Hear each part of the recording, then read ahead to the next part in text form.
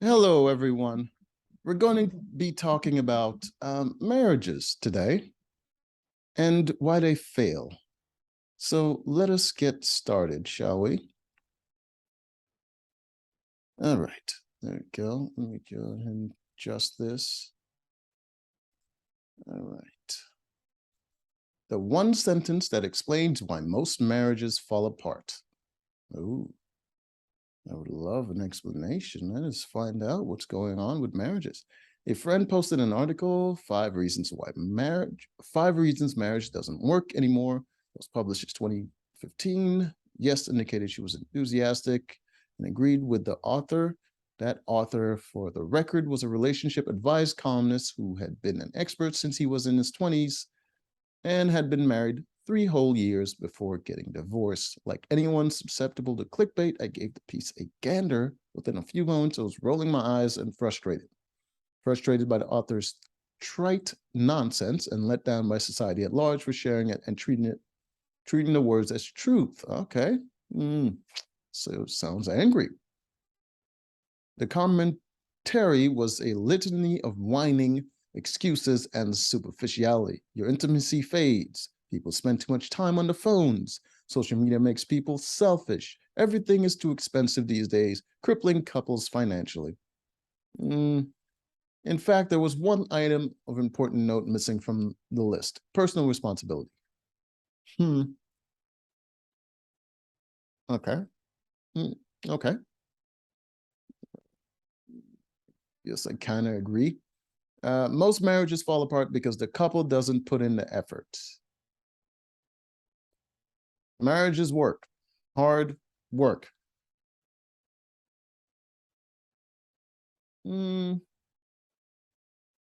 Marriage is work, but it's supposed to be easier than if you were doing it by yourself.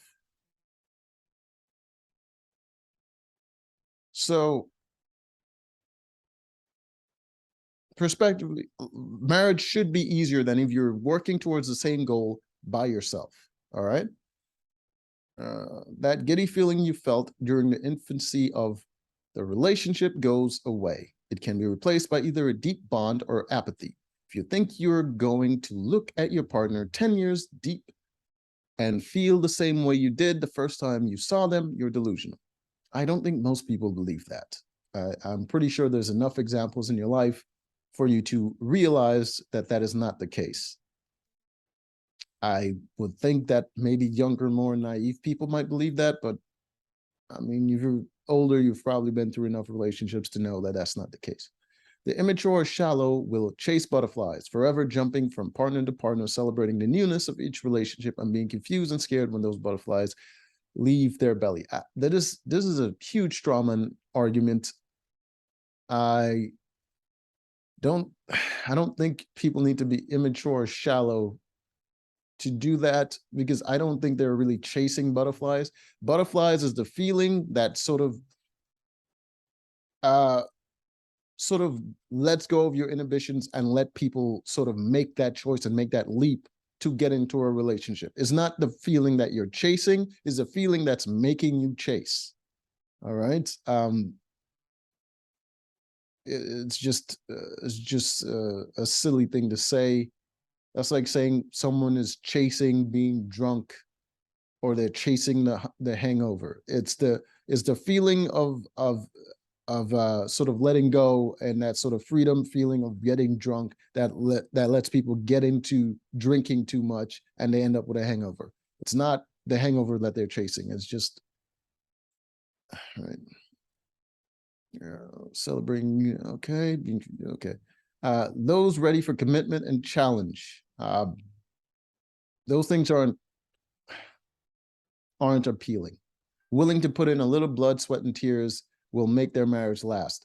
That no, no, no, no, no, no, no, because that is not appealing. Those things aren't appealing. Challenge and commitment is not appealing by itself. People do it because they care, right? So you have to first care about the situation beforehand. You can't just say, find someone that's willing to put in commitment and willing to accept a challenge and be like, oh, there'll be a good spouse, because that's stupid. Someone that's willing to put up for a challenge and they're ready to commitment could be an absolute psychopath, or they could just not be interested in whatever that particular challenge or commitment entails. So it doesn't work like that. They have to care about the things that they're committing to, and the challenge that they're about to take up have to be in line with their goals. Marriage isn't winning the lottery. The jackpot is finding someone willing to put in the effort with you. It's not. It's not any of that. It's not finding someone willing to put in the effort with you. It's finding someone that has the same goal as you, right? Maybe you want to have a family together. Maybe you want to have a happy life together, and you want to do it in a certain way with that person, and you believe you can do it better with that person, or you want to do it with that person. It's about your goals aligning. You're both working towards something, right? And you're working as a team to achieve that same goal. You're putting in effort for the goal, not for the other person. Because if you're putting in the effort for the other person, you'll grow to resent that person when you don't feel fulfilled by doing that. You're going to grow to resent that person, and you're going to feel like you've done all of this for them, but you're not happy. And that would lead to a divorce. But challenge the specific reasons cited in why marriage doesn't work. Oh, but let's challenge. Okay. Number one, he complains about intimacy and the absence of it. Yeah, that seems like a legitimate complaint. Is the physical intimacy I share with my wife the same as the first few months we were together? No. We have it less often, and it's more scheduled and spontaneous, but the physical and emotional attraction is still there. That's what's important. What? So someone complains about the lack of intimacy in their relationship, and you go, well, in mine, it's still there, and that's what's important. You said, let's challenge the reasons, you dumbass. What is this? What is this? A humble brag?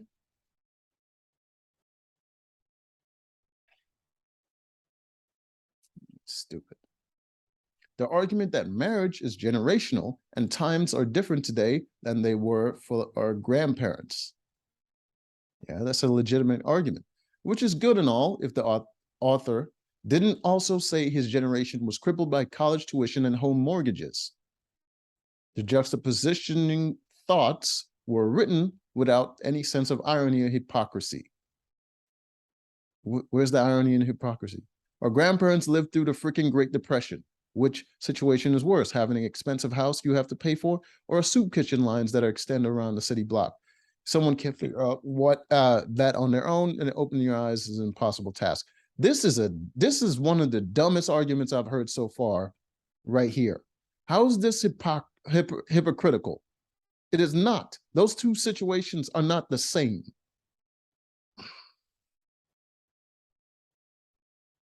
All right. Let's go through it. Seriously. The person complained about being crippled with college tuition and home mortgages. That's one situation. That's a more modern situation. Our grandparents lived in the Great Depression. That is a completely different situation. In the context of relationships, marriages will work better in this situation than it would in this one. Do you want to know why? Because the dating landscape is different. In the freaking Great Depression, people valued marriages more because their survival was an immediate concern. It's an immediate concern, so people who have survival as an immediate concern tend to think about the future a little bit more.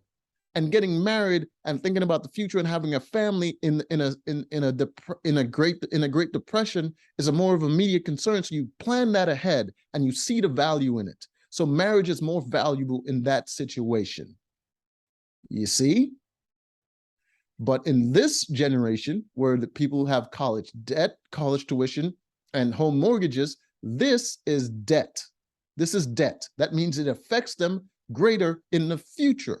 So in the moment where people are where the ladies are getting their college degrees and they're celebrating and they're like, yeah, I'm a college grad, and they're thinking about getting a guy that's a college graduate or higher, in that moment, they're not really thinking about the future. In that moment, and the future looks bleak because they have all this debt in the future. But right there at that moment, they're excited. They're partying. They're having their fun. They're not thinking about the future. They're not planning ahead. So in this situation, marriage is no longer appealing unless you're getting married in order to get someone else, maybe an older man, maybe a man with a greater job, to pay off your tuition or help you with help you with buying a house so that he has the mortgage. So there, marriage won't work the same as it would over here. This is teamwork for a common goal.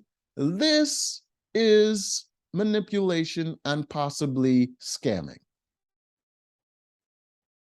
So where's the hypocrisy or the irony that you're speaking of? This is stupid. This person who's writing this is stupid.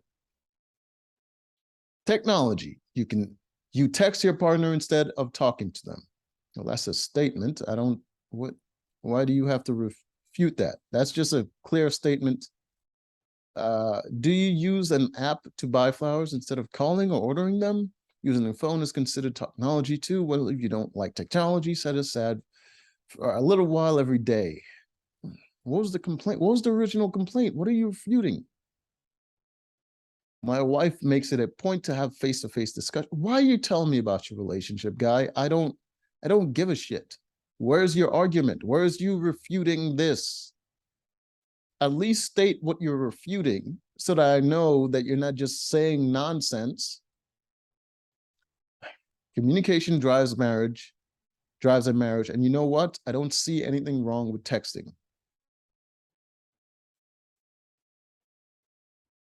Communication drives human interactions in general. The only time it becomes a serious issue where you have to make sure it happens in a marriage is when communication no longer works, right? In general life, when you're working with people or you're doing whatever that involves other people, you have to know how to communicate. In a marriage, if you fail to do that, then communication becomes a problem that you have to address. Otherwise, it's not. You should know how to communicate because you have to do it all the fucking time. So communication doesn't drive marriage unless it's towards divorce because of bad communication. All right, let's see. Technology is not a burden. What are you like? I don't even know what you're refuting. Did the person say technology was a burden? Who wrote this? Social media. Nothing is private. Everything gets posted online.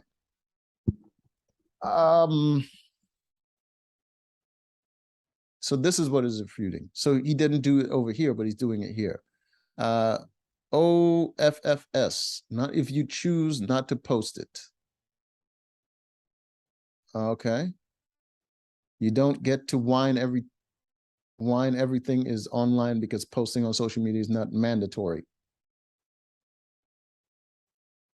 What kind of counter argument is this? Nothing is private, everything gets posted online. That's a legitimate argument. And your counter is that not if you don't post it. If the person complaining is not the one that's doing all the posting on social media, why would your counter argument be not if you choose not to post it? Obviously, they're not the one doing the action.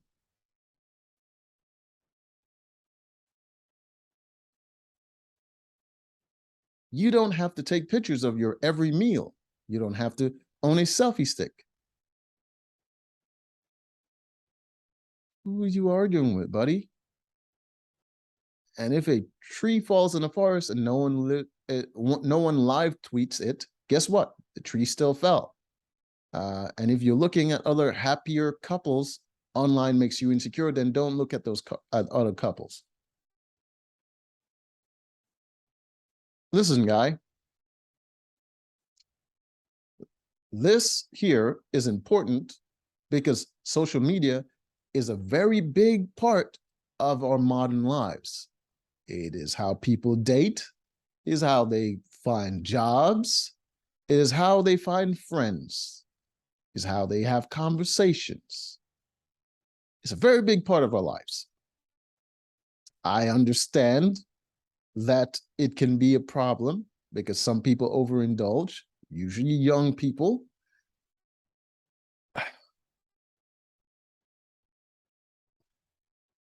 But it is a real serious thing that we have to deal with. It does affect marriages. It does affect relationships in general. Because people can now enter in a dynamic where they can essentially cheat through social media. They can essentially feel their new options through social media. And the person engaging in this activity may not be the one that's doing it, that's complaining about it. It could be the husband. It could be the wife. But if one person is engaging in it behind the other person's back, because you can't literally monitor everything the other person is doing, then it is a problem.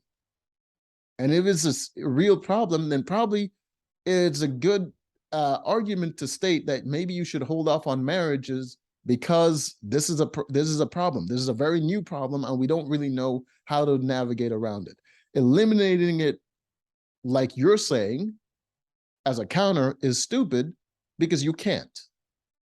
It's literally going to be part of your life. And there's always going to be an excuse that the other person can say, well, I need it for work, or I need to talk to my friends, or it's not a big deal, you're being insecure. You can't eliminate it like that. You just can't.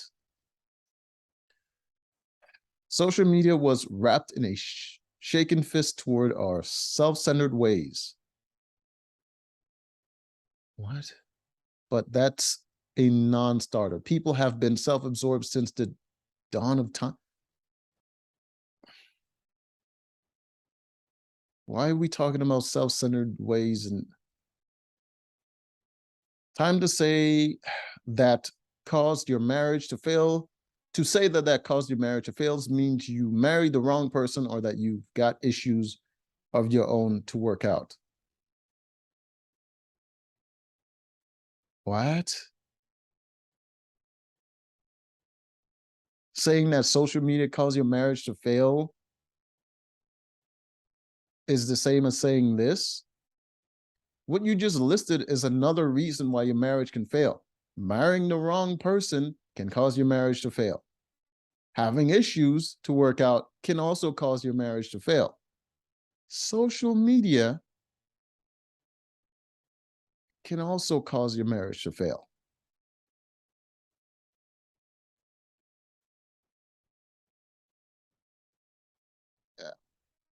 You're making an argument not to get married. You're supposed to be countering what the person said about marriage that was negative.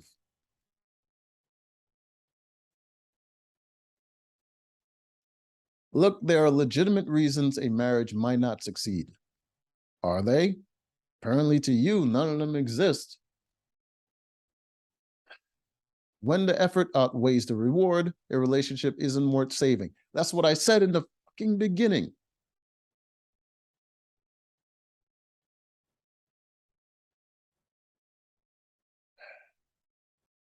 You were talking about personal responsibility and marriage is hard work and you got to find someone dedicated. But now you're saying when the effort outweighs the reward, a relationship isn't worth saving. Yeah. Sometimes you drift away from your partner, but that happens over the course of many years, not 3. Well, According to you, get some personal responsibility.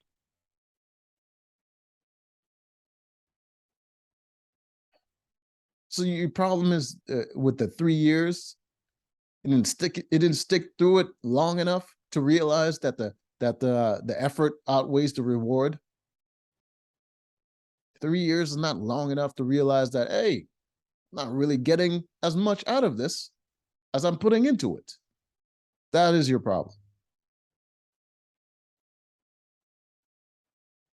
I have a couple of decade-old friends who are shadows of their former selves. I barely know who they are anymore. I also know one legitimate sociopath who would fool people up front and only expose himself slowly over time. Shocker, he's on his third marriage. Start your egg timers. What do you mean he's a legitimate sociopath? How did you diagnose sociopathy?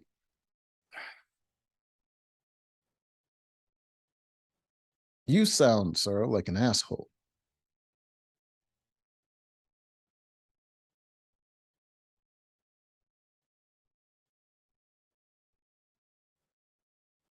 And you're arguing for marriage, and this guy's on his third marriage. That's not sociopath behavior.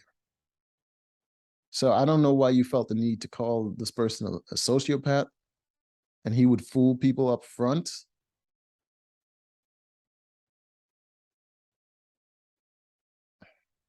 Struggling through infertility will put a strain on any couple, and so will infidelity.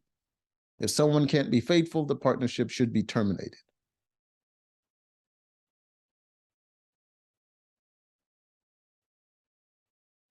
What is this about? What is happening here?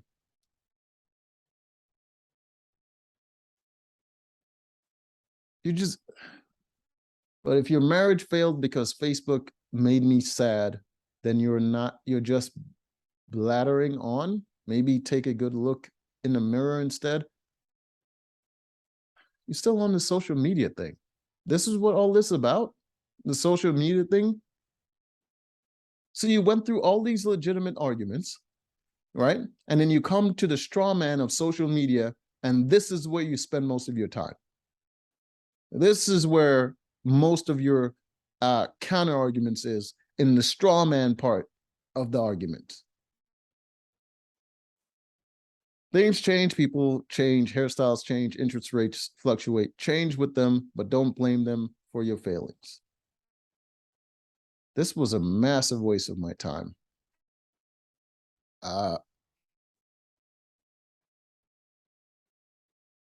So, according to this individual, marriage is about personal responsibility, and social media is not a good reason to not get married, apparently.